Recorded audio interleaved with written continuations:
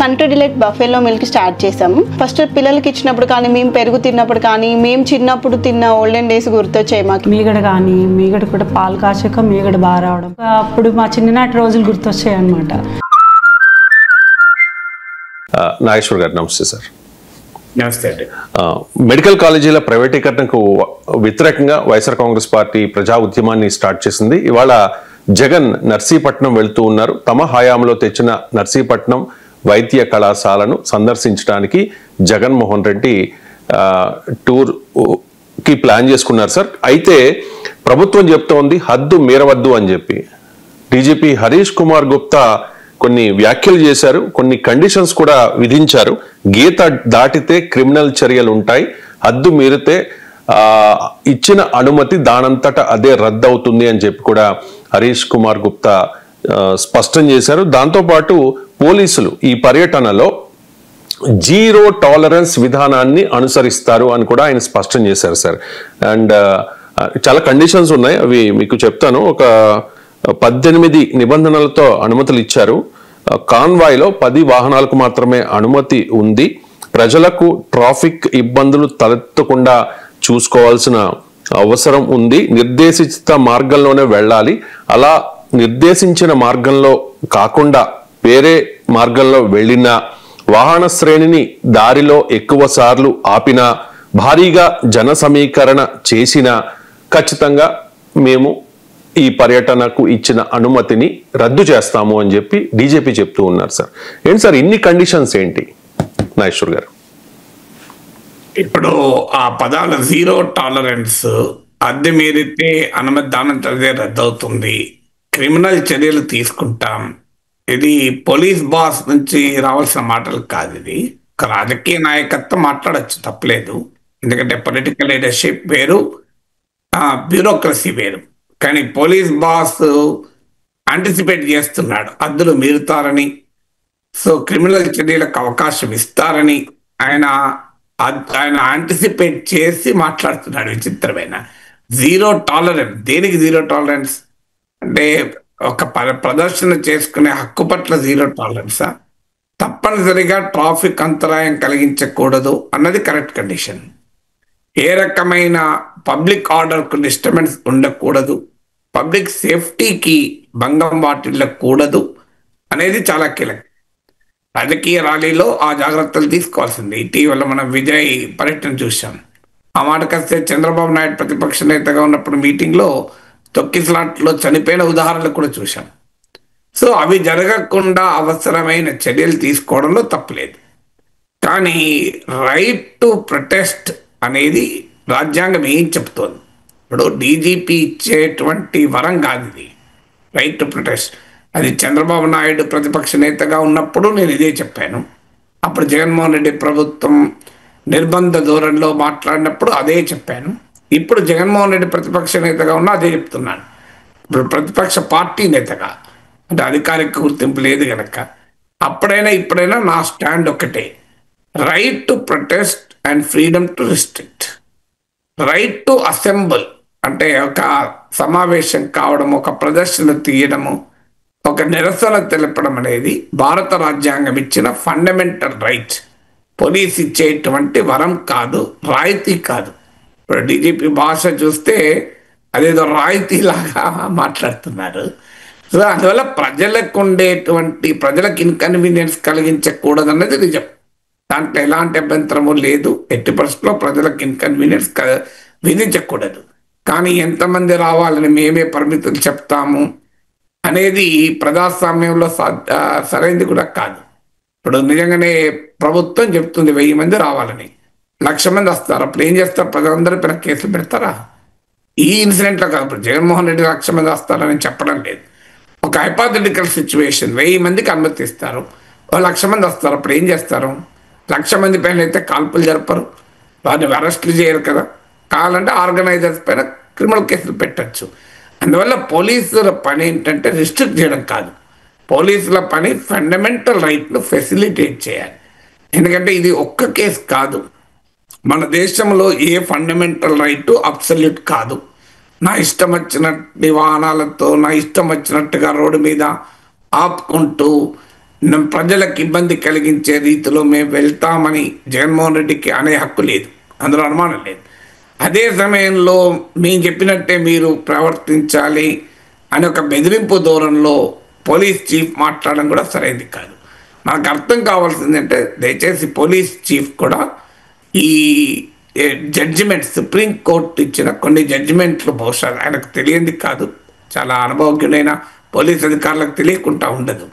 మీకు Babulal parade case number 1, number 2 Ramlila Maidan, number 3 Ramesh Thapar versus state of Madras, number 4 doctor Manohar Lohia Ram Manohar Lohia versus state of Bihar, number 5 commissioner of Ahmedabad Himmat Lal Shah versus commissioner of Ahmedabad.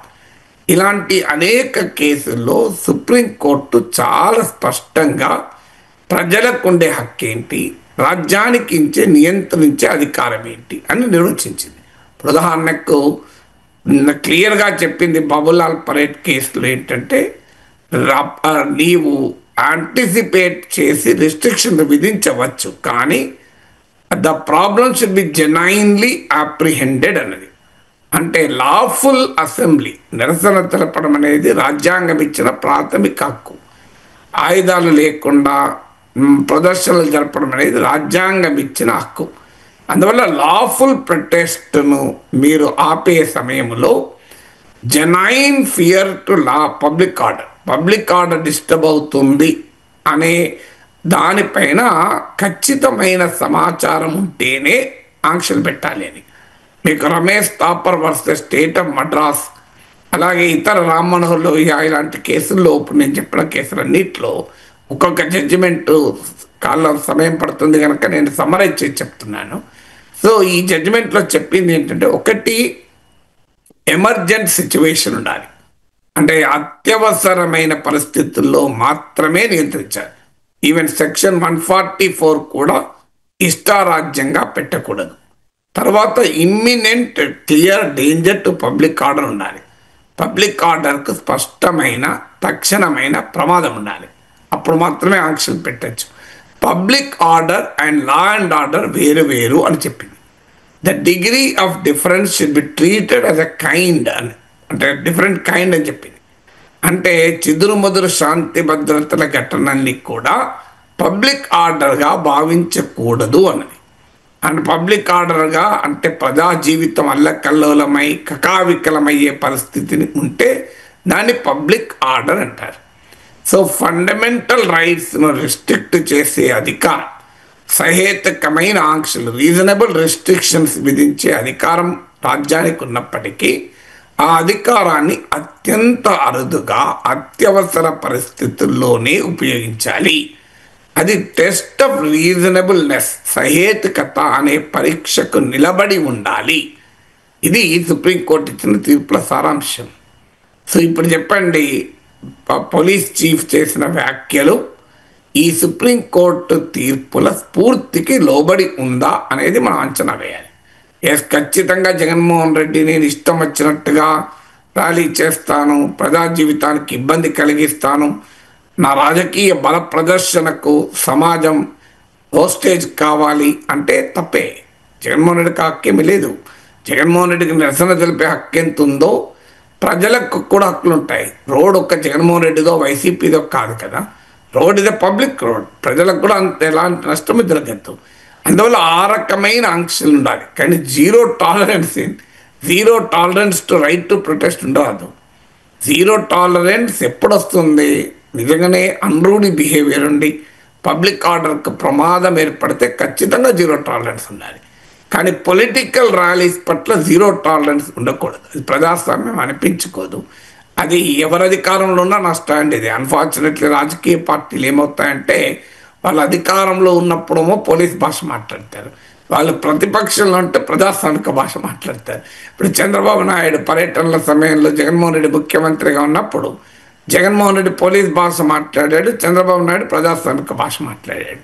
ఇప్పుడు చంద్రబాబు నాయుడు ముఖ్యమంత్రి ఉన్నప్పుడు అది reverse అయింది. జగన్మోహన్ రెడ్డి ప్రజాస్వామిక భాష మాట్లాడితే అధికారంలో ఉన్నవారు పోలీస్ భాష మాట్లాడతారు. మాలాంటి వాళ్ళు అప్పుడైనా ఇప్పుడైనా ప్రజాస్వామిక భాషే మాట్లాడతాం. పోలీసులు కూడా ప్రజాస్వామిక భాషే మాట్లాడాలి అని కోరుకుంటాం. ఎందుకంటే పోలీస్ కూడా పార్ట్ ఆఫ్ ద కాన్స్టిట్యూషన్. వారు ఏ రాజకీయ పార్టీకి సంబంధించిన వారు కాదు. అధికారంలో ఎవరైనా ఉండనియండి, రాజ్యాంగానికి లోబడి మాత్రమే పనిచేయాలి. అందువల్ల నిరసన తెలిపే ప్రాథమిక హక్కులకు భంగం వాటిల్లేలా పోలీసు చర్యలు కానీ ఆంక్షలు కానీ ఉండకూడదు. అదే సమయంలో సమాజంలో పబ్లిక్ ఆర్డర్కి అంతరాయం కలుగుతుంది, ప్రజా జీవితం అల్లకల్లోలమవుతుంది, కకావికలమవుతుంది అనే అంశములో జెన్యూన్ అప్రిహెన్షన్, నిజమైన స్పష్టమైన తక్షణమైన ప్రమాదం ఉందని పోలీసులు అంచనాకు వస్తేనే ఈ ఆంక్షలు ఉండాలి. సో మరి ఆ రకమైన అంచనాలు వచ్చినప్పుడు కూడా మళ్ళీ ఫైనల్గా ఆంక్షలు టెస్ట్ ఆఫ్ రీజనబుల్నెస్కు నిలబడాలి.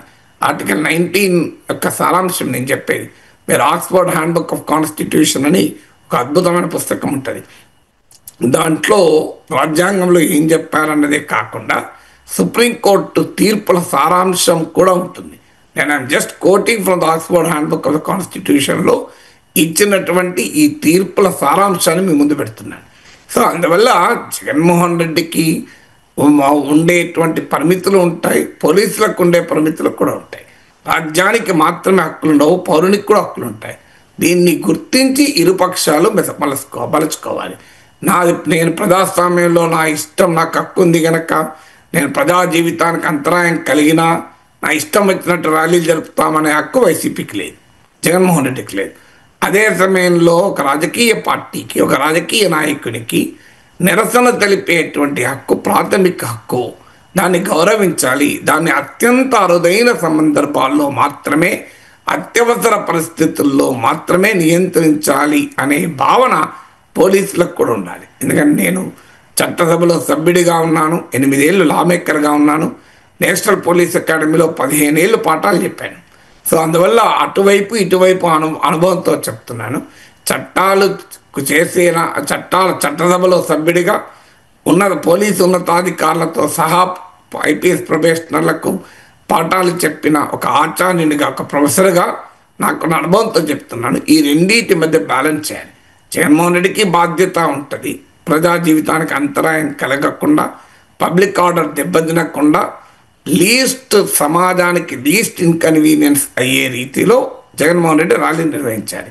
పోలీస్ వ్యవస్థ రాజ్యం కూడా లీస్ట్ ఇంట్రూసివ్నెస్ అంటే జగన్మోహన్ రెడ్డికి వైసీపీకి ఉండే ప్రజాస్వామిక పౌర హక్కులలో అనివార్యమైనప్పుడు మాత్రమే జోక్యం చేసుకోవాలి. ఈ స్పిరిట్తో ఇరుపక్షాలు ఉంటే సమస్య లేదు. కానీ ఈ స్పిరిట్లో ఎవరు భంగం వాటిల్లినా సమస్య. అధికారంలో ఉన్న వారి భాష, ప్రతిపక్షంలో ఉన్న వారి భాష తేడుంటుంది. నిందితుడే బాధితులు అవుతాడు, బాధితులే నిందితులు అవుతాడు. అలాంటి వాళ్ళు చంద్రబాబు నాయుడు హక్కుల గురించి అలాగే మాట్లాడారు. ఇప్పుడు జగన్మోహన్ రెడ్డి హక్కుల గురించి అదే మాట్లాడుతున్నాం. అప్పుడైనా చంద్రబాబు నాయుడు ప్రతిపక్ష నాయకుడిగా ఉన్నా, జగన్మోహన్ రెడ్డి ప్రతిపక్ష నాయకుడు ఉన్నా, మా భాషలో తేడా లేదు.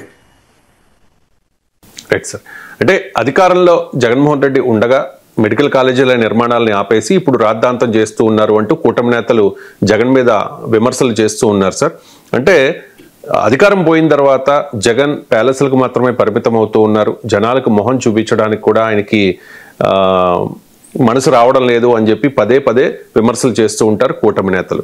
రీసెంట్గా మనం చూస్తే కనుక గుంటూరు మిర్చి రైతులతో ఆయన మాట్లాడారు మద్దతుగా, బంగారుపాళ్యం వెళ్ళారు మామిడి రైతులకు సపోర్టుగా, పొదిలి వెళ్ళారు పొగాకు రైతులకు సపోర్టుగా, సత్తెనపల్లి వెళ్ళారు కార్యకర్తలకు సపోర్టుగా, అండ్ దళిత యువకుల మీద పోలీసుల దాష్టికం అంటూ దాన్ని నిరసిస్తూ ఆయన తెనాలి కూడా వెళ్ళి నిరసన తెలిపిన పరిస్థితి. ఈ 5 సందర్భాల్లో ప్రతిసారి జగన్మోహన్ రెడ్డి బయటకు వస్తే వివాదం జరుగుతోంది సార్. తాను పెద్ద ఇష్యూగా అదో పెద్ద ఇష్యూ అవుతోంది. ఇప్పుడు నర్సీపట్నం పర్యటన కూడా పెద్ద ఇష్యూ అవుతోంది. ఎందుకు జగన్మోహన్ రెడ్డి బయటకు వచ్చి ప్రతిసారి ఇలా వివాదం అవుతోంది? ఏంటి సార్, ఎందుకు సార్? ఆంధ్రప్రదేశ్లో పొలిటికల్ కల్చర్ అలా మారిపోయింది. అంటే డెమోక్రాటిక్ స్పిరిట్ అనేది లేకుండా మా రాజ్యమే చెల్లాలి, ప్రత్యర్థులకు ఏ హక్కులు ఉండవు. ఇది జగన్మోహన్ రెడ్డి ముఖ్యమంత్రిగా ఉన్నప్పుడు కూడా ఇదే సమస్య వచ్చింది. అప్పుడు తెలుగుదేశం కూడా ఇదే ఆరోపణ చేసింది, మా పైన నిర్బంధం ఏంటి అని. సో హిస్టరీ రిపీట్స్ ఇట్సెల్ఫ్ అని. సో అప్పుడు రెడ్ బుక్ వస్తుంది, ఆ సంగతి తెలుస్తామని వాళ్ళు చెప్పారు. ఇప్పుడు డిజిటల్ బుక్ వస్తుంది వీళ్ళు చెప్తున్నారు. నేను అప్పుడు ఇప్పుడు కాన్స్టిట్యూషన్ బుక్ ఉండాలి, రెడ్ బుక్లు డిజిటల్ బుక్లు కాదు, కాన్స్టిట్యూషన్ బుక్ మాత్రమే ఫాలో కావాలని మొదటి చెప్తూ ఉంటాను. సో అందువల్ల ఎందుకు అవుతుంది అంటే ప్రజా సమస్యలపైన జనంలోకి వెళ్ళడం ద్వారా రాజకీయ లబ్ధి పొందాలనేది ప్రతిపక్షం చూస్తుంది. అది చూడడం తప్పని కూడా కాదు. ప్రజాస్వామ్యంలో నీకు అంతకుముందు రోడ్లు అతుకులు గతుకులుంటే పవన్ కళ్యాణ్ వెళ్ళి దానిపైన నిరసన తెలపలేదా? చంద్రబాబు నాయుడు నిరసన తెలపలేదా? సో ఎవరైనా ప్రతిపక్షం ప్రజల సమస్యని రైజ్ చేసి రాజకీయ సమీకరణ ద్వారా లాభం పొందాలని ప్రతిపక్షం చేస్తుంది. అధికారంలో ఉన్నవారు ఏంటంటే ఎక్కడ ప్రతిపక్షానికి బెనిఫిట్ అవుతుందో అనే ఆందోళన అధికార పార్టీలో ఉంటుంది. కానీ ఆందోళన ఉంది కదా అని ప్రతిపక్ష నాయకుడు ప్రతిపక్ష పార్టీ కార్యాచరణ ఉండకూడదని అనరాదు. సో రాజకీయంగా ప్రతిపక్షంలో ఉన్న వారికి ప్రజల సమస్యల్ని రైజ్ చేసే హక్కు ఉంటుంది. తర్వాత ఈ మెడికల్ కాలేజెస్ అంశం రైటా రాంగా, జగన్ ఏం చేశాడు, టీడీపీ ఏం చేస్తుంది, ఈ డిబేట్తో సంబంధం లేదు. ఈ డిబేటు పొలిటికల్ డొమైన్లో జరుగుతుంది. పొలిటికల్ డొమైన్ వేరు, కాన్స్టిట్యూషనల్ రైట్స్ వేరు. నిజమే జగన్మోహన్ రెడ్డి చేస్తున్న విమర్శలు న్యాయమా కాదా, ఆయన నిధులు ఇవ్వకుండా ఆయన మెడికల్ కాలేజీలని పూర్తి చేయకుండా వెళ్ళిపోయి ఇప్పుడు రాద్ధాంతం చేయడం తప్పని తెలుగుదేశం అంటుంది. అది ప్రజలకు చెప్పచ్చు, తప్పేమీ లేదు. సో జగన్మోహన్ రెడ్డి ఇదంతా చెప్తున్నదంతా నిజం కాదు అని జగన్మోహన్ రెడ్డి ఎక్స్పోజ్ చేసే స్థానికి తెలుగుదేశం పార్టీ కూటమి ఏ స్థాయిలోనైనా ప్రచార కార్యక్రమం చేపట్టచ్చు, పోటీ పొలిటికల్ యాక్టివిటీ కూడా చేపట్టచ్చు, తప్పేమీ లేదు. సేమ్ డే కాకుండా చూడాలి, పబ్లిక్ ఆర్డర్కి ఇబ్బంది కాకుండా చూసుకోవాలి. అందువల్ల అది జగన్మోహన్ రెడ్డి రైజ్ చేసిన అంశం రైటా, ఆయన వాదన రైటా, ఆయనకు ఆ హక్కు ఉందా, ఇవన్నీ పొలిటికల్ క్వశ్చన్స్. వీటిని ఖచ్చితంగా కూటమి క్వశ్చన్ చేయొచ్చు. ప్రజలు కన్విన్స్ అవుతారా లేదా, జగన్మోహన్ రెడ్డి చెప్పేది రైటా, కూటమి చెప్పేది రైటా, ప్రజలు నిర్ణయించుకుంటారు. అది మన సంబంధం ఉన్న అంశమే కాదు. ప్రజాస్వామ్యంలో పొలిటికల్ డొమైన్లో ఫైట్కు ఎలాంటి అభ్యంతరము లేదు. కానీ పొలిటికల్ ఒక ఇష్యూ అప్రాప్రియేట్ అయితే, మాకు అప్రాప్రియేట్ అనిపిస్తేనే మీరు నిరసన తెలపాలి. అంటే అధికార పార్టీకి ఎప్పుడూ అప్రాప్రియేట్ అనిపించదు. ఏ అంశం పైన అప్రాప్రియేట్ అనిపిస్తుంది అధికార పార్టీకి? అధికార పార్టీకి ప్రతిపక్షం చేసే ప్రతి ఒక్కటి తప్పని అనిపిస్తుంది అని చెప్పి నీకు హక్కు లేదంటే ఎట్లా? సో ఈవెన్ తప్పుడు అంశాలపై కూడా నిరసన తెలిపే హక్కు ఉంటుంది ప్రతిపక్షానికి. ప్రజాస్వామ్యంలో రాజకీయ హక్కులు ఇవి, political rights, civil rights. United Nations covenant on civil and political రైట్స్లో ఇండియా సంతకం పెట్టింది. భారత సుప్రీంకోర్టు పదే ఈ హక్కులు గుర్తు చేసింది. మీకు జురిస్ప్రుడెన్స్ చూడండి మీరు. అందువల్ల ఇష్యూ మిర్చి అంశంలో జగన్మోహన్ చేసింది రైటా, మామిడి అంశంలో జగన్మోహన్ చేసింది రైటా, తెనాలిలో డ్రగ్ బ్యాచ్కు సపోర్ట్ చేశాడా లేదా దళిత బిడ్డలకు సపోర్ట్ చేశాడా, ఇవన్నీ కూడా పొలిటికల్ కంటెస్టేషన్, పొలిటికల్ ఆర్గ్యుమెంటేషన్ ఉంటుంది, తప్పలేదు. అది టీడీపీ చెప్పేది టీడీపీ, కూటమి చెప్పేది కూటమి చెప్తుంది, వైసీపీ చెప్పేది వైసీపీ చెప్తుంది. జనం ఏది నమ్ముతారన్నది జనం ఇష్టం. అందువల్ల కానీ మేము ఈ ఇష్యూ న్యాయం కాదు అంటున్నాం కనుక మీకు హక్కు లేదు అంటే ఎట్లా? సో ఒకవేళ నిజంగానే మెడికల్ కాలేజ్ ఇష్యూలో కూటమి చేసిందే రైట్ అని ప్రజలు విశ్వసిస్తే జగన్మోహన్ రెడ్డి ఎన్ని నిరసనలు తెలుపుకున్నా ఏమీ కాదు రాజకీయంగా. ప్రజలే అభ్యంతరం చెప్తారు. ప్రజలు కనుక ఇప్పుడు వైద్య కళాశాలల పీపీపీ వల్ల మాకు లాభం జరుగుతుంది, మాకు మెరుగైన వైద్య సేవలు అందుతాయి, ఇది చాలా సరైన పద్ధతి అని భావించారనుకోండి, జగన్మోహన్ రెడ్డి నిరసనలు ఆయనకే నష్టమవుతుంది కదా. ఇబ్బంది ఏమన్నా తెలుగుదేశంలో చేయాలి, కూటమిలో చేయాలి, పోయి చెప్పుకోవా ఎంతన్నా అంటారు. ప్రజలకు ఒక మెరుగైన సదుపాయం వస్తుంటే దానికి వ్యతిరేకంగా జగన్మోహన్ రెడ్డి ఎన్ని నిరసనలు తెలిపితే అంత లాభం కదా కూటమికి. అధికార కూటమిని ఆహ్వానించారు కదా. అని సమస్య ఎక్కడ వస్తుంది? మీరు క్విక్ సర్వే చేయండి. మెడికల్ కాలేజ్ ఇష్యూలో నరేటివ్ కూటమి లూజ్ అయింది. వైసీపీకి అది అడ్వాంటేజ్గా మారింది. రైటా రాంగా, పీపీపీ రైటా, ప్రభుత్వ నిర్వహణలో ఉండడం రైటా, జగన్మోహన్ రెడ్డి పేమెంట్ సీట్లు పెట్టడం రైటా, నేను ఆ జోలికి వెళ్ళడం లేదు. అల్టిమేట్గా ప్రజల్లోకి మీరు వెళ్ళి అడగండి. సాంప్రదాయ వైసీపీ ఓటర్లే కాదు, ఈవెన్ టీడీపీ కూటమి ఓటర్లలో కూడా సింగ్ ఓటర్లు, ఆంధ్రప్రదేశ్ ఎలా ఉంటుందంటే రవిశంకర్ గారు 40% వైసీపీ ఉంటుంది, 40% టీడీపీ కోర్ ఓటు. ఈ ఓటు ప్రపంచం మునిగినా అటే ఉంటారు. కులాల వారీగా కూడా ఉంటుంది పవన్ కళ్యాణ్ చెప్పినట్లు. దీనికి లాయల్ ఓటుగా మీరు ఏమన్నా చేయండి, అమలు కాని పథకాన్ని అడగండి, అమలు అయిందని చెప్తారు. సో జగన్మోహన్ రెడ్డి తప్పులు చేసినా వైసీపీ రైట్ అంటారు, టీడీపీ తప్పు చేసినా కూటమి రైట్ అంటారు. సో అందువల్ల ఆ కన్సాలిడేటెడ్ ఓటింగ్ తీసేస్తే ఒక 10 to 20% స్వింగ్ ఓటర్ ఉంటాడు. స్వింగ్ ఓటర్ కూడా మెడికల్ కాలేజ్ ఇష్యూలో ప్రభుత్వ నిర్ణయం సరైంది అని అనుకోడండి. నేను నాకున్న అంచనా చెప్తున్నాను, నేనేమి సైంటిఫిక్గా సర్వే చేశానని కాదు. మీరు క్విక్ అప్రైజల్, మీకు ర్యాపిడ్ అప్రైజల్ అంటారు రీసెర్చ్ మెథడాలజీలో. సో మీరు అది రిప్రజెంటేటివ్గా సర్వే కాకపోవచ్చు, సైంటిఫిక్ మెథడ్ కాకపోవచ్చు, కానీ ఒక పొలిటికల్ అప్రైజల్ కనుక తీసుకుంటే వివిధ సెక్షన్లతో మాట్లాడితే క్లియర్గా ఈ విషయంలో గవర్నమెంట్ లాస్ ద నరేటివ్. నీకు రైట్ ఆ రాంగా తర్వాత సంగతి, కానీ ప్రజలు కూటమి ప్రభుత్వం చేస్తుంది సరైంది అని అనుకోవడం లేదు. అందువల్ల కూటమిలో ఇంకెక్కువ అసహనం పెరుగుతోంది. మీకు ఉదాహరణకు మిర్చి రైతు, మామిడి రైతు విషయంలో అదే జరిగింది కదా. జగన్ నిరసన తెలపడం తప్పన్నారు, ఇష్యూనే లేదన్నారు. కానీ జగన్ నిరసన తెలిపిన రోజు కేంద్రానికి లేఖలు రాశారు. మరి తప్పేది లేఖలు ఎందుకు రాశారు? మీరు కావాలంటే పేపర్లు తీసి చూడండి. జగన్ గుంటూరు మిర్చి యార్డ్ పర్యటన, కేంద్రానికి అదే రోజు చంద్రబాబు నాయుడు లేఖ. జగన్ బంగారుపాలెం పర్యటన, మామిడి రైతు పైన కేంద్రానికి లేఖ. మీరు చూడండి కావాలంటే. మరి ఎందుకు లేఖలు రాశారు? ఇష్యూ లేకపోతే లేఖలు రాయాల్సిన అవసరమే లేదు కదా.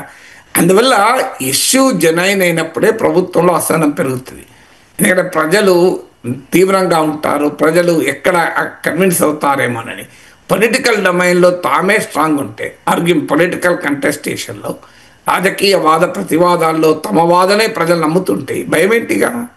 నమ్మనప్పుడే కదా ఆందోళన అనేది.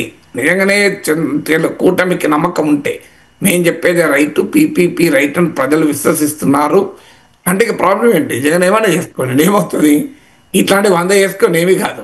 అల్టిమేట్గా ప్రజలు ఒప్పుకోరు కదా. మాకు లాభం అవుతుంది అనుకుంటే ప్రజలు దాన్ని సమర్థిస్తారు కదా. ఇప్పుడు ఉదాహరణకు సూపర్ 6 అమలు అవుతుంది, జగన్మోహన్ రెడ్డి ఏమంటున్నాడు, అసలు అమలే కావడం లేదు అంటున్నాడు. నా అంచనా, మీరు క్విక్ సర్వే చేయండి, మెజారిటీ ప్రజలు సంక్షేమ పథకాలు 1-2 అంశాలు మినహా సంతృప్తిగానే ఉన్నారు.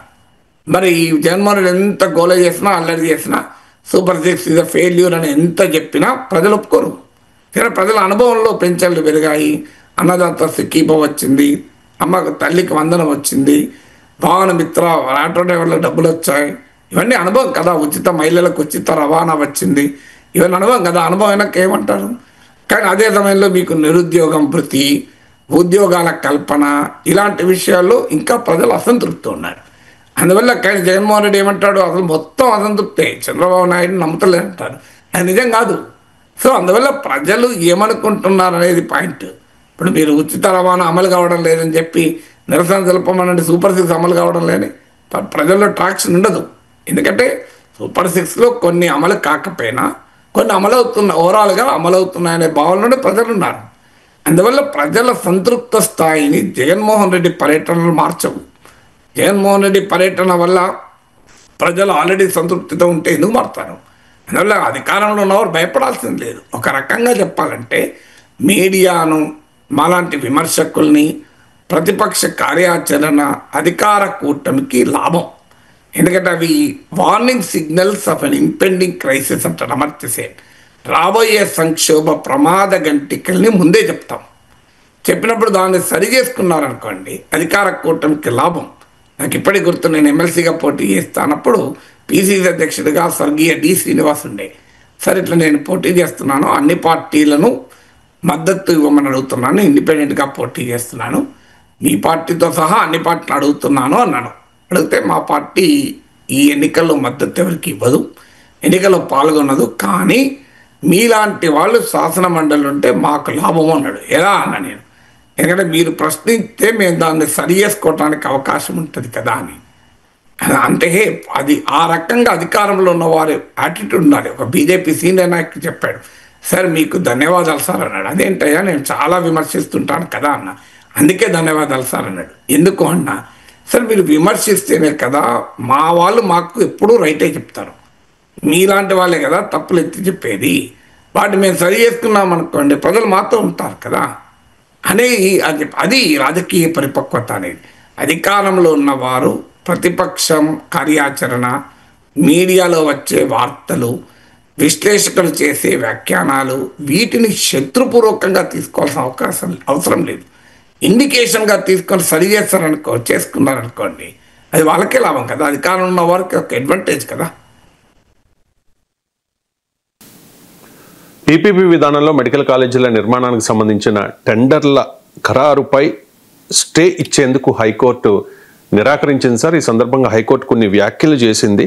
ప్రభుత్వ విధానపరమైన నిర్ణయాల్లో జోక్యం చేసుకోలేము, పూర్తిగా ప్రైవేటుగా అప్పగించకుండా ప్రభుత్వ భాగస్వామ్యం ఉండడం మంచిదే కదా, పీపీపీ విధానంలో ఆసుపత్రులను నిర్మించాలనేది ప్రభుత్వ విధానపరమైన నిర్ణయము, రాజ్యాంగ చట్ట విరుద్ధ నిర్ణయాల్లో తప్ప ప్రభుత్వ విధానపరమైన నిర్ణయాల్లో న్యాయస్థానాలు జోక్యం చేసుకోలేవు. ఇది సార్ హైకోర్టు వ్యాఖ్యలు. ఈ వ్యాఖ్యలపై మీ కామెంట్. నేను చూశాను హైకోర్టు ఇచ్చిన తీర్పును, లైవ్ లాలో బ్రీఫ్ రిపోర్ట్ చూశాను. అది ఫుల్ ఆర్డర్ లైవ్ లాలో కూడా లేదు, అందువల్ల బహుశా డీటెయిల్ ఆర్డర్ లేదనుకుంటాను. సో లైవ్ లాలో చాలా బ్రీఫ్గా రిపోర్ట్ అయింది. టైమ్స్ ఆఫ్ ఇండియా కథనాన్ని లైవ్ లా పబ్లిష్ చేసింది. మన దేశంలో కాన్స్టిట్యూషను, కోర్టుల జడ్జిమెంట్లు, సుప్రీంకోర్టు హైకోర్టు జడ్జిమెంట్లు, కాన్స్టిట్యూషను, లా, ఈ అంశాలపైన 2 వెబ్సైట్లు సాధికారికమైనవి. ఒకటి livelaw.in, రెండోది బార్ అండ్ బెంచ్. సో నాకు క్విక్గా వెతికితే బార్ అండ్ బెంచ్తో దొరకలేదు, కానీ live Lalo times of India కథనమే publish చేశారు. ఎందుకంటే నేను ఎందుకు చెప్తున్నా అంటే సోర్స్లో ఉన్న లిమిటేషన్ చెప్తున్నాను. నేను పూర్తి హైకోర్టు ఆర్డర్ చదవలేదు కనుక రిపోర్టెడ్ హైకోర్టు ఆర్డర్. అండ్ నార్మల్గా నా స్వభావం ఏంటంటే ఏదైనా జడ్జిమెంట్ పైన కామెంట్ చేయాలంటే అది 200 పేజీలున్నా 300 పేజీలున్నా ఆ జడ్జిమెంట్ పూర్తిగా చదివినాకనే కామెంట్ చేస్తాను. కానీ ఆ జడ్జిమెంట్ ఆర్డర్ లేదు నాకు అందుబాటులో ఆన్లైన్లో కూడా. So subject to what is reported అంటే హైకోర్టు తీర్పు పైన మీడియాలో వచ్చినటువంటి రిపోర్ట్ ఆధారంగా నేను విశ్లేషణ. సో హైకోర్టు చెప్పిన మొదటి అంశం ఏంటంటే పాలసీ అంశాలలో కోర్టులు జోక్యం చేసుకోవు. సుప్రీంకోర్టు ఇప్పటికే ఇలాంటి విషయాలపైన అనేక సార్లు తీర్పు చెప్పింది. ఇది హైకోర్టు చెప్పింది 100కి 100 నిజం. అసలు ఈ కేసు హైకోర్టుకు వెళ్ళడమే తప్పు. హైకోర్టుకు పబ్లిక్ ప్రైవేట్ పార్ట్నర్షిప్ అనేది ప్రభుత్వ విధానం. ఆ మాటకొస్తే అసలు పబ్లిక్ ప్రైవేట్ పార్ట్నర్షిప్ ఏది, మొత్తం ప్రైవేటైజేషన్ కూడా 91 నుంచి 3 దశాబ్దాలుగా ఉధృతంగా భారతదేశంలో అమలవుతుంది కదా, 3.5 దశాబ్దాలుగా. దేన్ని ప్రభుత్వం తప్పని చెప్పింది? దేని ప్రభుత్వం ఎక్కడ తప్పని చెప్పింది? ఎయిర్పోర్ట్లను ప్రైవేటీకరిస్తున్నారు, నేషనల్ మానిటైజేషన్ పాలసీ అని తీసుకొచ్చి ప్రభుత్వ ఆస్తుల్ని లీజ్కి ఇస్తున్నారు, అనేక ప్రభుత్వ రంగ సంస్థలను ప్రైవేటీకరిస్తున్నారు. వీటిపైన కోర్టులు ఇన్వాల్వ్ కాలేదు కదా. ఎందుకంటే మన దేశంలో రవిశంకర్ గారు రాజ్యాంగం స్పష్టంగా సెపరేషన్ ఆఫ్ పవర్స్, అధికారాల విభజన చెప్తుంది. అంటే ఎవరి పని ఏంటి? ఎగ్జిక్యూటివ్ ప్రభుత్వము, లెజిస్లేచర్ చట్టసభలు, జ్యుడిషియరీ కోర్టులు చట్టాలు చేయవు, కోర్టులు విధానాలు రూపొందించవు, కోర్టులు పాలసీస్ ఇంప్లిమెంట్ చేయవు. ఇది కోర్టుల పని కాదు. కోర్టుల పని ఏంటంటే ఏదైనా చట్టం కానీ ఏదైనా పాలసీ కానీ రాజ్యాంగ విరుద్ధమైతే మాత్రమే కోర్టు ఇన్వాల్వ్ అయితే, లేదు ప్రభుత్వం ఏదైనా విధానాన్ని చట్ట విరుద్ధంగా చేపట్టింది అనుకోండి అప్పుడే కోర్టు ఇన్వాల్వ్ అయితే. లేదో కోర్టు ఇన్వాల్వ్ కాదు, కోర్టుల పని కాదు ఒక విధానం సరైందా కాదా చెప్పడం. సింపుల్ ప్రిన్సిపల్ థంబ్ రూల్ ఏంటి? If it is the policy we leave it to government. అది ప్రభుత్వం ఇస్ ద జడ్జ్, అల్టిమేట్గా ప్రజలు జడ్జ్. ప్రభుత్వం జడ్జ్ అంటే ప్రభుత్వం ఒక పాలసీ తీసుకుంటుంది, ఆ పాలసీ తప్పని ప్రజలు భావించారనుకోండి ప్రజలే నెక్స్ట్ ఎలక్షన్లో ఓడిస్తారు. కోర్టులు కాదు నిర్ణయించాల్సింది. ప్రజలు ఎన్నుకున్నటువంటి చట్టసభలు, ప్రజలు ఎన్నుకున్నటువంటి ప్రభుత్వాలకు ఉండే అధికారం. ఎస్, జగన్మోహన్ రెడ్డి గవర్నమెంట్లో కాలేజీలు పెట్టాలన్నాడు, సగం సీట్లు ఫీజుతో పేమెంట్ సీట్లు అన్నాడు, అదొక విధానం. చంద్రబాబు నాయుడు దానికి అది స్క్రాప్ చేసి కొత్త జీవో విధానం తీసుకొచ్చారు. ఇది పబ్లిక్ ప్రైవేట్ పార్ట్నర్షిప్లో మేము చేస్తామన్నారు. 2 విధానాలు, ఏ విధానం సరైనది ప్రజలు నిర్ణయించుకుంటారు, కోర్టులు కాదు నిర్ణయించేది. 2 విధానాలు ఆయా ప్రభుత్వాలు తీసుకున్నాయి ఇన్ దేర్ ఓన్ విజ్డమ్. ప్రజలు వాళ్ళకి అధికారం ఇచ్చారు ఓట్లు వేసి. జగన్మోహన్ రెడ్డికి అధికారం ఇచ్చారు అప్పుడు, ఇప్పుడు చంద్రబాబు నాయుడుకి అధికారం ఇచ్చారు. కోర్టులో ఎవరండి ఆపేది? కోర్టులో ఎన్నికైన ప్రజాప్రతినిధులు కారు కదా. అందువల్ల ప్రజాస్వామిక స్ఫూర్తితో చూసినప్పుడు పీపీపీ విధానాన్ని చేపట్టడం రాజ్యాంగ విరుద్ధము కాదు, చట్ట విరుద్ధము కాదు. అందుకే కోర్టులు దానిపైన స్టే ఇవ్వని నిరాకరించింది. ఏదైనా ప్రొసీజర్స్ ఫాలో కాకపోతే మాజీ అడ్వకేట్ జనరల్ శ్రీరామ్ పిటిషనర్ తరఫున వాదించారు అన్నారు. ఇందులో సరైన ప్రాసెస్ ఫాలో కాలేదు అని అబ్జెక్షన్ రైజ్ చేసినట్టుగా ఉన్నారు. అది కనుక కోర్టు కన్విన్స్ అయితే ఇన్వాల్వ్ అవుతుంది, కానీ కోర్టు కన్విన్స్ కాలేదు. అందువల్ల అల్టిమేట్గా చట్ట ఉల్లంఘన లేకపోతే, ఇప్పుడు ఉదాహరణకు ఆంధ్రప్రదేశ్ అసెంబ్లీలో చట్టం చేస్తుంది, అన్ని ప్రభుత్వ రంగంలోనే ఉండాలి, పబ్లిక్ ప్రైవేట్ పార్ట్నర్షిప్ ఉండకూడదు, గవర్నమెంట్ అన్నా చేయాలి, ప్రైవేట్ అన్నా చేయాలని చట్టం చేస్తారు అనుకోండి. అప్పుడు మెడికల్ కాలేజీలు పీపీపీకి అప్పచెప్తే కోర్టు కొట్టేస్తాయి, అయ్యా మీ అసెంబ్లీ చేసిన చట్టానికి ఇది విరుద్ధము అని. కానీ ఎక్కడ అలాంటి చట్టం లేదు కదా. భారత ప్రపంచంలో ఇవి డిఫరెంట్ విధానాలు. పబ్లిక్ సెక్టర్ ఒక విధానము, గవర్నమెంట్లో ఉండడం ఒక విధానము, ప్రైవేట్ సెక్టార్లో ఉండడం మరో విధానము, పబ్లిక్ ప్రైవేట్ పార్ట్నర్షిప్ ఇంకో విధానము. ఇవన్నీ డిఫరెంట్ విధానాలు. సో ఏ విధానం రైటు, ఏ విధానం రాంగ్ అనేది ప్రజల నిర్ణయానికి వదిలేయాలి, కోర్టుల నిర్ణయానికి కాదు కదా. ఇప్పుడు ఎకానమీలో క్యాపిటలిస్ట్ ఎకానమీ ఉంటుంది, సోషలిస్ట్ ఎకానమీ ఉంటుంది, మిక్స్డ్ ఎకానమీ ఉంటుంది. దీస్ ఆర్ ఆల్ పాలసీస్ కదా.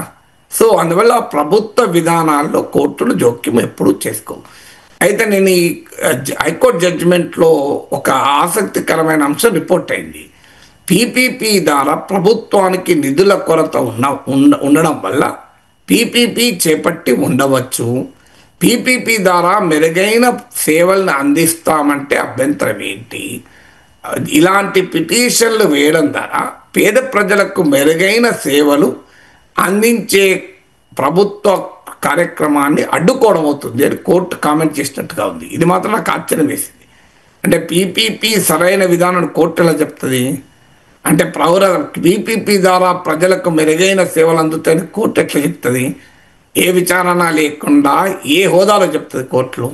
So that is a very, మరి ఎలా అన్నారో నాకు తెలియదు, పూర్తి ఆర్డర్లో చూడాలి.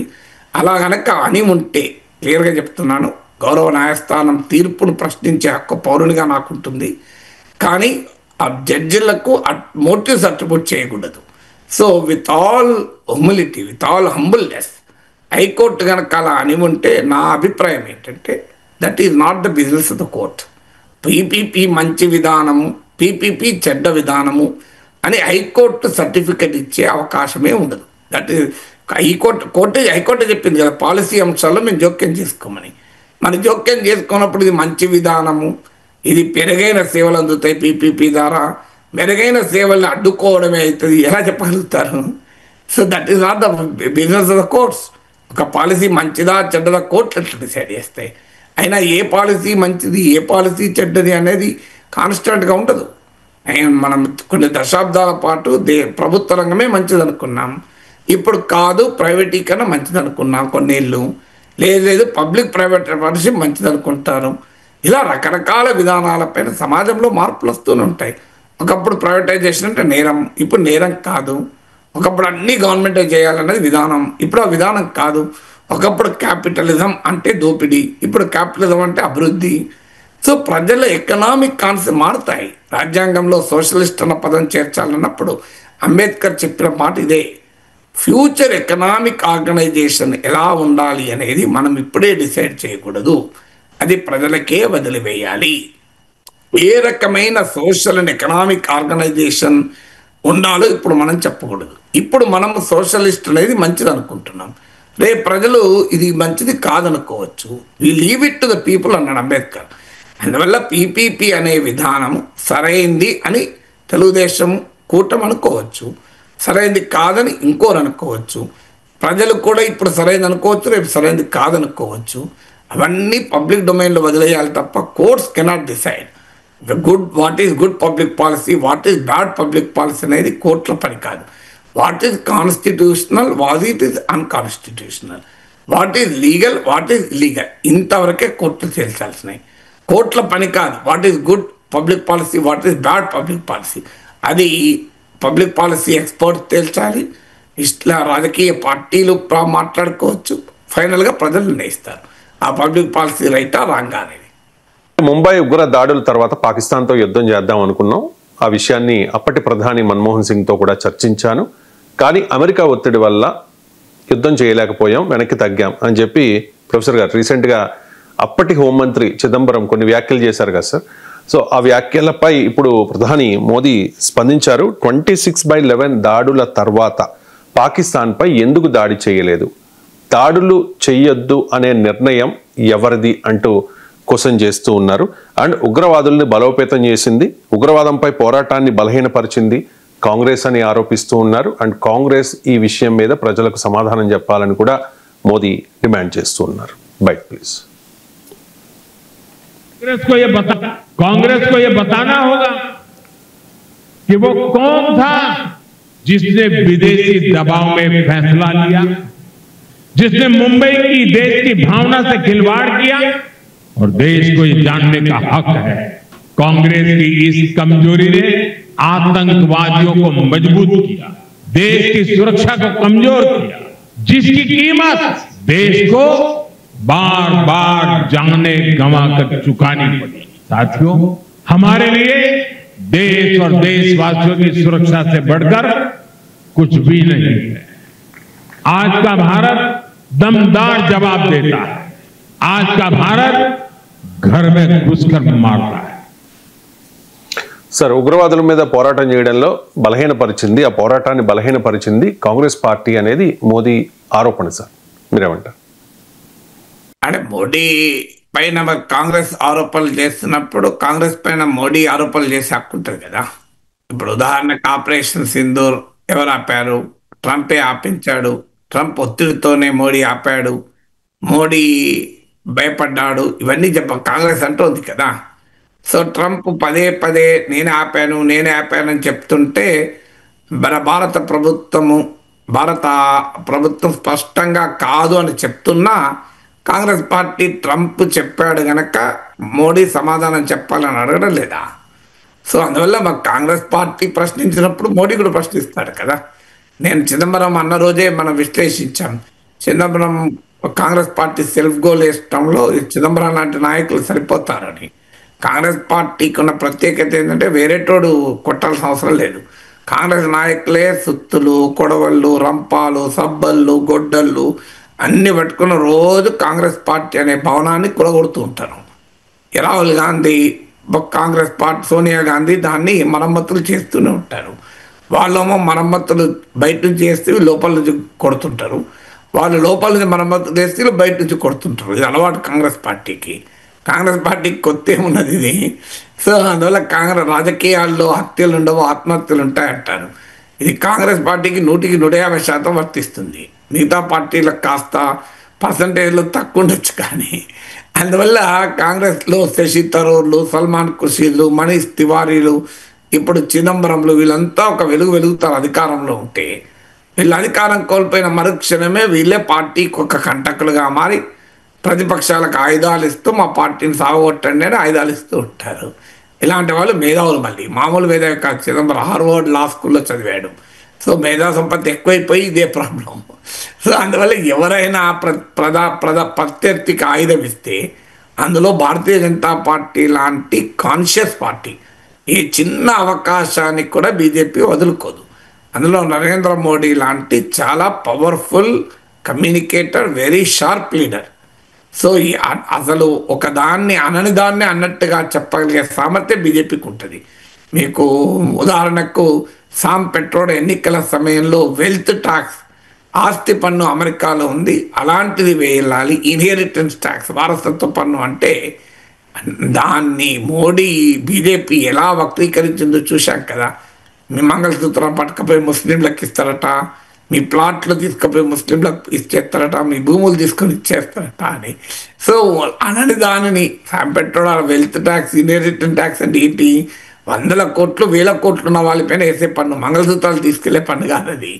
సో అంత సమర్థవంతంగా వక్రీకరించగలిగే భారతీయ జనతా పార్టీకి, నరేంద్ర మోడీకి చిదంబరం లాంటి వాళ్ళు ఆయుధాలు ఇస్తే మోడీ ఎందుకు ఊరుకుంటాడండి? మోడీ బ్రహ్మాండంగా ఫుట్బాల్ ఆడతాడు. మోడీ ఏకకాలంలో football, volleyball, basketball, baseball cricket, hockey అన్నీ ఆడగలుగుతాడు. వీళ్ళు అసలు అన్ని రకాల బంతుల్లోనూ అన్ని రకాలుగా ఆడగలిగే నరేంద్ర మోడీ ముందు వీళ్ళు అసలు బంతే వేయకపోతే చేతులు ఎత్తేసి క్లీన్ బౌల్ చేసుకోమంటే ఊకుంటాడని Modi. So Modi is a powerful batsmen. Congress కరెక్ట్గా బుద్ధి చెప్తున్నాడు. అయితే మోడీ అడిగిన ప్రశ్న, అప్పుడు ఎందుకు పాకిస్తాన్పై యుద్ధం చేయలేదు? మరి వాజ్పేయి ప్రైమ్ మినిస్టర్గా ఉన్నప్పుడు కార్గిల్ యుద్ధం జరిగింది. మన దేశంలోకి చొరబడి మన దేశ బంకర్లలో దాక్కొని మన సైనికుల్ని పొట్టన పెట్టుకున్నది పాకిస్తాన్. మరి అప్పుడు ఎందుకు యుద్ధం చేయలే? కార్గిల్ యుద్ధంలో పాకిస్తాన్ ఓడిపోయింది కదా, మరి ఎందుకు యుద్ధం చేయలే? ఆపరేషన్ సింధూర్లో పాకిస్తాన్ను దెబ్బతీశాం కదా, పాకిస్తాన్ వణికిపోయింది కదా, మరి ఎందుకు ఆపారు? ఎందుకు యుద్ధాన్ని కంటిన్యూ చేసి పాక్ ఆక్రమిత కాశ్మీర్ను మనం ఆక్రమించేసుకుంటే అయిపోయేది కదా.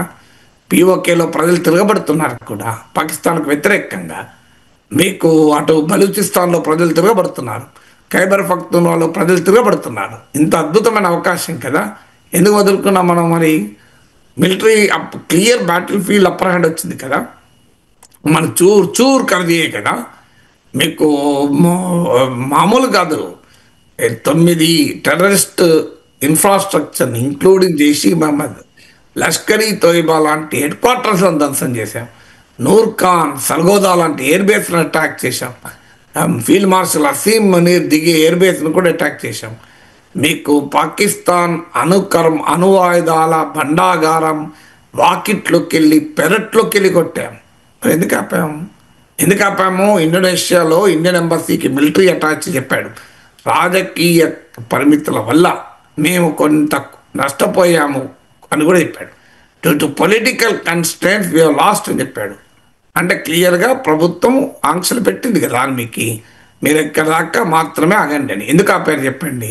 ఇప్పుడు బ్యాటిల్ ఫీల్డ్లో సైన్యం అద్భుతమైన విజయాలు సాధించింది మన ఇండియన్ ఎయిర్ ఫోర్స్. దాంట్లో ఎవరికీ అనుమానం లేదు. ఎవరైనా ప్రతిపక్షాలకు అనుమానం ఉంటే నాకేమైతే వాళ్ళ ప్రాబ్లం, అది నా ప్రాబ్లం కాదు. మరి మీరు ఎందుకు ఆపారు?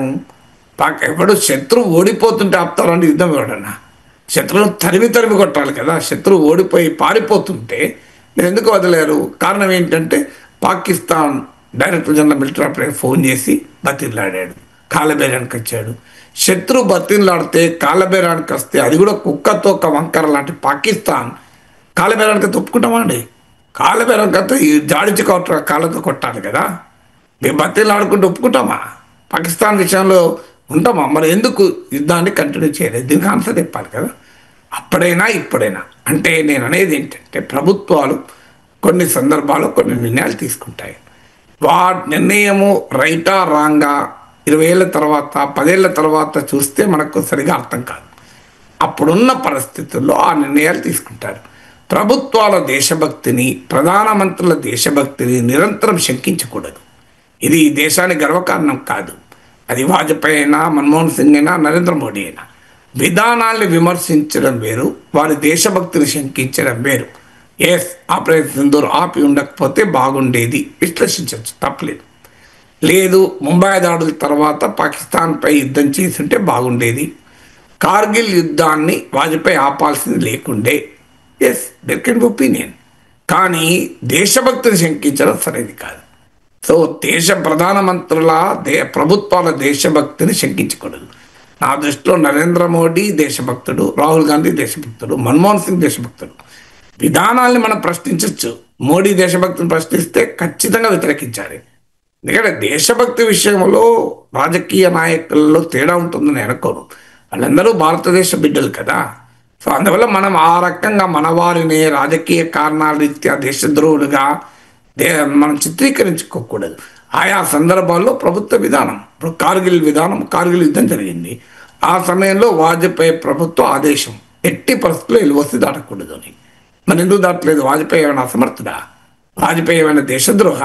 వాజ్పేయి ఏమైనా కాంగ్రెస్ పార్టీ లాగా వెన్నెముక లేని జీవా? వాజ్పేయి ఏమైనా చైనాతో అమెరికాతో లాలుచిపడేవాడా? చాలా గొప్ప దేశభక్తుడు కదా వాజ్పేయి. మరి ఎందుకు ఎల్ఓసి దాటి కొట్టలేదు? ఎందుకు ఇండియన్ ఆర్మీకి ఆదేశాలు ఇవ్వలేదు ఎల్ఓసి దాటి కొట్టండి అని? పాకిస్తాన్ ఓడిపోతున్న సమయంలో అది కూడా. కానీ క్లియర్ ఇన్స్ట్రక్షన్ ఎందుకు దాటొద్దని. ఎందుకు వాజ్పేయి సర్జికల్ స్ట్రైక్ జరపలేదు? ఎందుకు వాజ్పేయి బాలాకోట్ స్ట్రైక్ జరపలేదు? ఎందుకు వాజ్పేయి ఆపరేషన్ సింధూర్ జరపలేదు? మన్మోహన్ సింగ్ జరపలేదు అంటే పక్క పెట్టండి, కాంగ్రెస్ వాళ్ళు చేతకాండలు. మరి వాజ్పేయి ఎందుకు చేయలేదు? మరి అప్పుడు అద్వానీ కదా హోమ్ మినిస్టర్, లోహపురుష్ హోమ్ మినిస్టర్గా ఉన్నాక కూడా ఎందుకు చేయలేదు? అంటే అద్వానీజీ, వాజ్పేయిజీ దేశభక్తిని శంకించుదామా? ఒక ప్రభుత్వ విధానం. మొన్న సర్జికల్ స్ట్రైక్స్ వరకు కూడా, సర్జికల్ స్ట్రైక్స్ గతంలో కూడా జరిగాయి అనేది గత ప్రభుత్వాల వాదన. అట్లీస్ట్ బాలాకోట్ స్ట్రైక్స్ లాంటివి అయితే జరగలేదు, అనుమానం లేదు.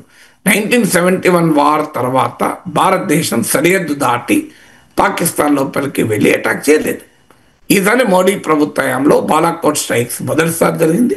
తర్వాత ఇప్పుడు ఆపరేషన్ సింధూర్. అంతవరకు మనం అంగీకరించాలి. కానీ అంతకుముందు ఎందుకు జరగలేదు వాళ్ళు? అలా అంటే అంతకుముందు ఇందిరాగాంధీ 1971లో కాంగ్రెస్ ప్రభుత్వం పాకిస్తాన్ 2 ముక్కలు చేసింది. మరి మోడీ ఎందుకు చేస్తలేదు 2 ముక్కలు? అప్పుడు బంగ్లాదేశ్లో తూర్పు పాకిస్తాన్లో తిరగబడినట్టు ఇప్పుడు బెలూచిస్తాన్లో తిరగబడుతున్నారు. బెలూచిస్తాన్ లిబరేషన్ ఆర్మీ ఆఫర్ కూడా ఇచ్చింది, కలిసి కొట్లాడదాం పాకిస్తాన్ పైన, మీరు అటు నుంచి నరక్కరండి, మేము ఇటు నుంచి నరక్కేస్తామని. టెరీకి తాలిబాన్ పాకిస్తాన్ రెడీగా ఉంది సపోర్ట్ చేయడానికి. ఈవెన్ తాలిబాన్ సపోర్ట్ చేస్తుంది. తాలిబాన్ విదేశాంగ మంత్రి ఇప్పుడు ఇండియాలో ఉన్నాడు. మరి మనం ఎందుకు మోడీ ఎందుకు బంగ్లాదేశ్ను మనం ఇందిరాగాంధీ కాంగ్రెస్ పార్టీ బంగ్లాదేశ్ను విడగొట్టింది కదా, మీరు బెలూచిస్తాన్ విడగొట్టండి, మీరు ఖైబర్ పఖ్తూన్ఖా విడగొట్టండి, పిఓకేని విడగొట్టండి, ఎందుకు ఉంటున్నారు మోడీ? దీనికి ఆన్సర్ ఉంటుందా? దీనికి మోడీ దేశద్రోహి, మోడీ బలహీనుడు, మోడీ చాతకానివాడు అని అందామా? అందువల్ల ఒక వ్యూహాత్మక నీతి అది. ఒక సందర్భంలో ఒక రకమైన విధానాన్ని ప్రభుత్వాలు తీసుకుంటాయి విత్ ఆల్ దేర్ విజ్డమ్. అప్పుడున్న పరిస్థితులపైన వాళ్ళకున్న అంచనా. అది మన్మోహన్ సింగ్ యుద్ధం చేయకపోయినా, వాజ్పేయి కార్గిల్ యుద్ధ సమయంలో ఎల్ఓసి దాటకపోయినా, that is the decision of that government at that point in time. అది రైటా రాంగా చర్చించడం వేరు, అది చేసినందుకు దేశభక్తిని శంకించడం వేరు. ఈ 2 పొరపాటు. ఈవెన్ మన ముంబై దాడుల తర్వాత మనం పాకిస్తాన్లోకి వెళ్ళి అటాక్ చేయాల్సి ఉండే అనే ఒక విధానం, లేదు చేయకపోవడం కరెక్ట్ ఇంకో విధానం. కార్గిల్ యుద్ధ సమయంలో వాజ్పేయి ఆదేశించినట్టు ఎల్ఓసి దాటకపోవడం ఒక విధానం, దాటి ఉంటే బాగుండేది ఇంకో విధానం. ఆపరేషన్ సింధూర్ ఆపడం మోడీ తీసుకున్న కరెక్ట్ డిసిషన్. కానీ కాదు, ఆపాల్సి లేకుండే ఇంకా ముందుకెళ్ళి పిఓకేని ఆక్రమించుకోవాల్సి, ఇది ఒక విధానం. ఇందులో ఏది రైటు ఏది రాంగ్ అని చర్చించుకోవచ్చు, తప్పేమీ లేదు.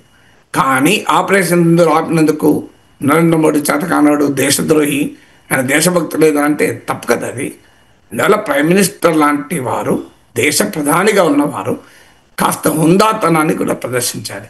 ప్రతి ఒక్కరి దేశభక్తిని శంకిస్తూ మాజీ ప్రధానుల గత ప్రభుత్వాల దేశభక్తిని శంకించడం దేశానికి గౌరవం ఇవ్వదు. It doesn't give respect, honour to a country కదా.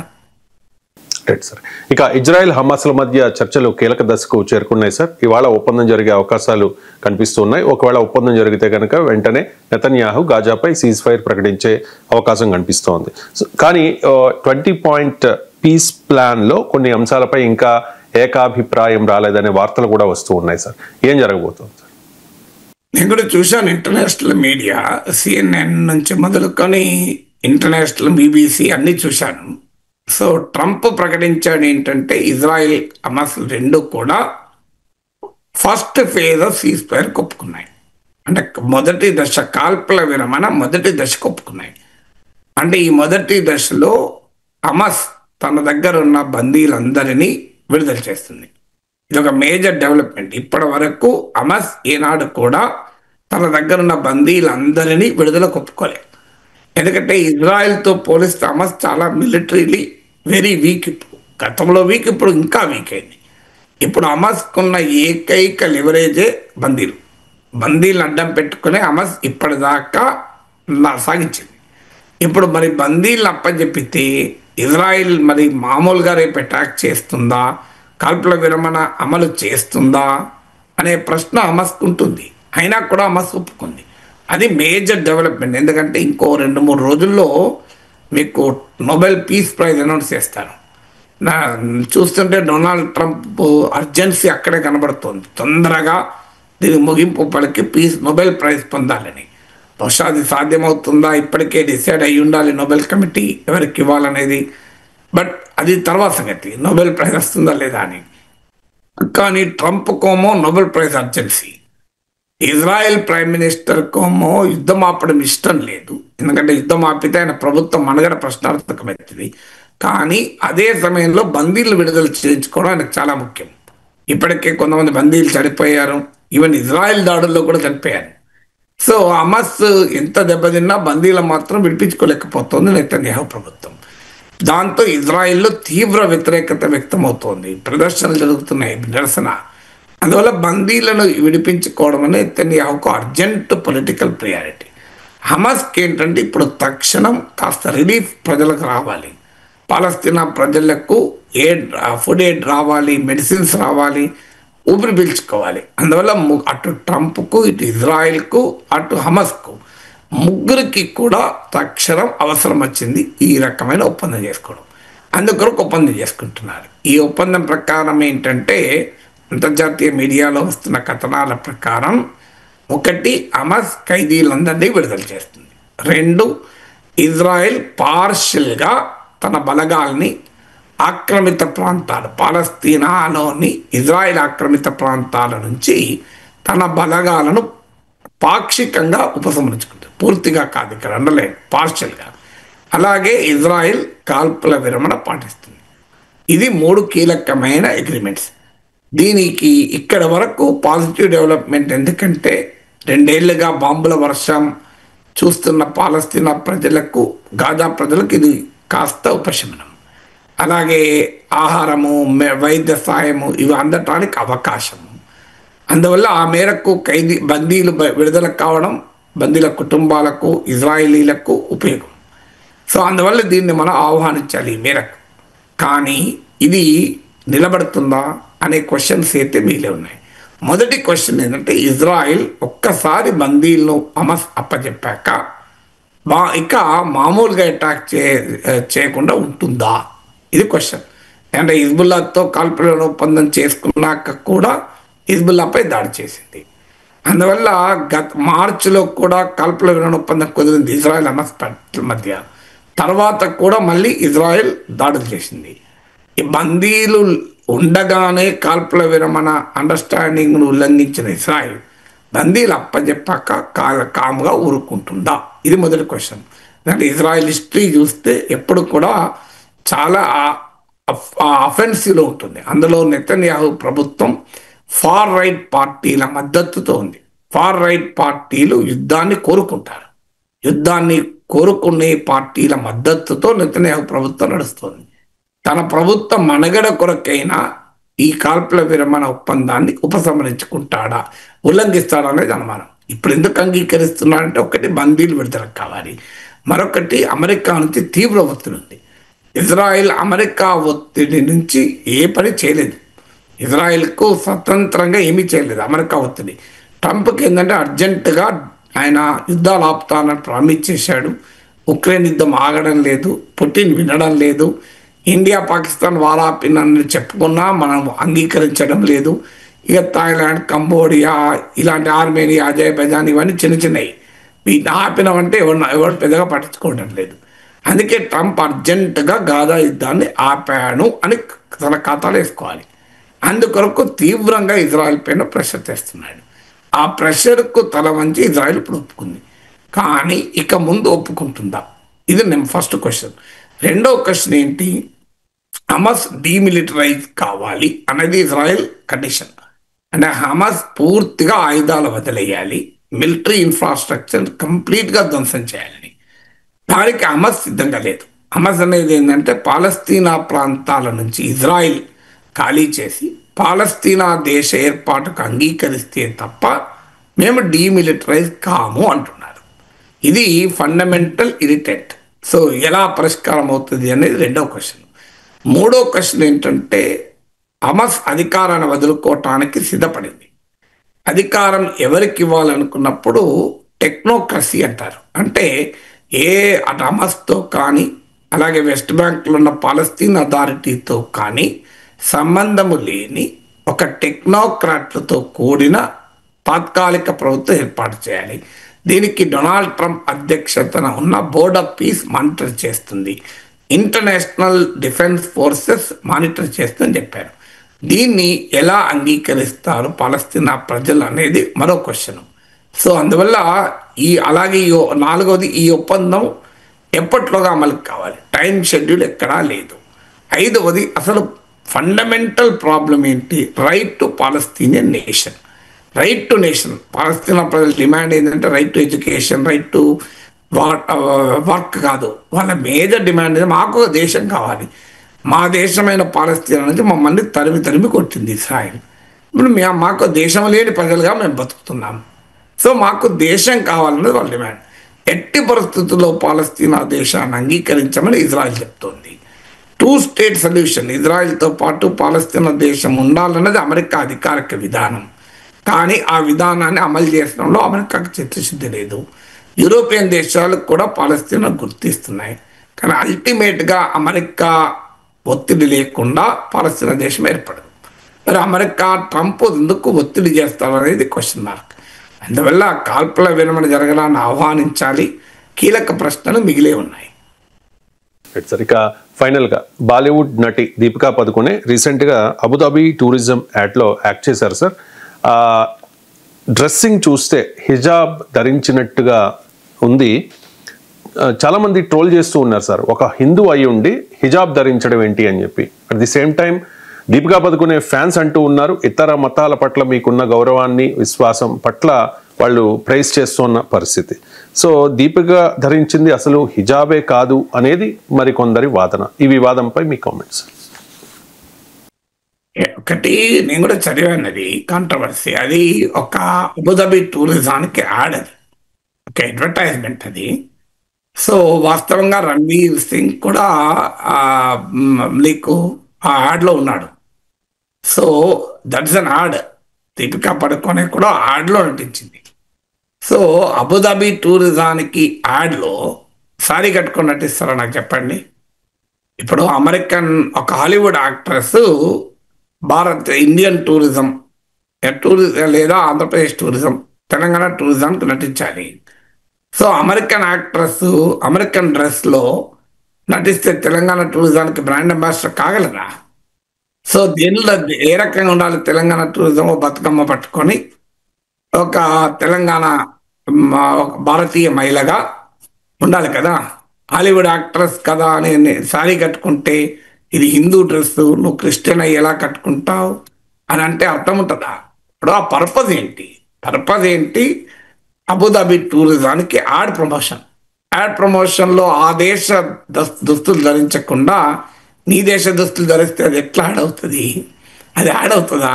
బ్రాండ్ అంబాసిడర్గా దీపికా పదుకొనే అబుదాబి టూరిజానికి ఇచ్చిన కమర్షియల్ అది. ఇంకోటి, అదేమి అశ్లీలంగా డ్రెస్ లేదు. మీరు ఫోటోలు చూడండి, వీడియోలు చూడండి. అది హిజబ్ కూడా కాదు అని కొంతమంది ఎక్స్పర్ట్ చెప్తున్నారు. ఇది హిజబ్ కాదు, అభయ అని. ఇప్పుడు నార్త్ ఇండియాలో రాజస్థాన్ ఈ ప్రాంతంలో కూడా చాలా చోట్ల మీకు తలపైన పాగాలాగా ధరిస్తారు ఉమెన్ కూడా. అంటే మోడెస్టీ, అంటే అదొక సాంప్రదాయం. మీకు కన్జర్వేటివ్ సొసైటీస్లో చాలా చోట్ల ఉంటాయి.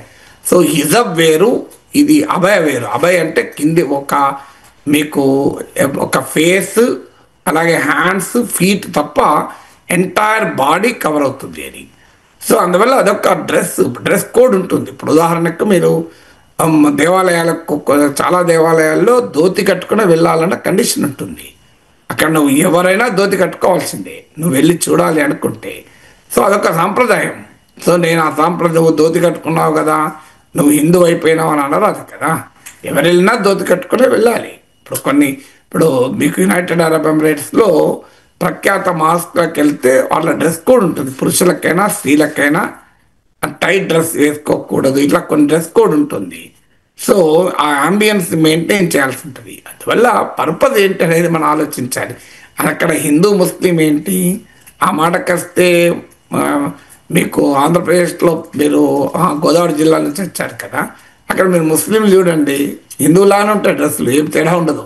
ఇక హైదరాబాద్లో ఉన్న భాషలో కట్టుబాట్లు తేడా ఉంటుందేమో, కానీ మీకు ఆంధ్రాలో తేడా ఉండదు. అక్కయ్య, అన్నయ్య, బావగారు అనుకుంటే మాట్లాడుకుంటారు. సో డ్రెస్సులు అవే ఉంటాయి. డ్రెస్ ప్యాటర్న్ బట్టి మనము కారణం ఏంటంటే దీపికా పదుకొనే పొలిటికల్లీ సావి. చాలామంది సినిమా యాక్టర్లు దేశం ఎదుర్కొనే వివిధ సమస్యలపైన స్పందించరు. ఆమె స్పందించే గుణం ఉన్న యాక్టర్స్ అది భరించలేరు. ఇప్పుడు జేఎన్యూ పైన ప్రభుత్వ దమనకాండ జరుగుతున్న సమయంలో జేఎన్యూ విద్యార్థులకు మద్దతుగా వెళ్ళి నిరసనలో పాల్గొన్నారు. అక్కడ నుంచి స్టార్ట్ అయింది ఆమె పైన అటాక్ అని.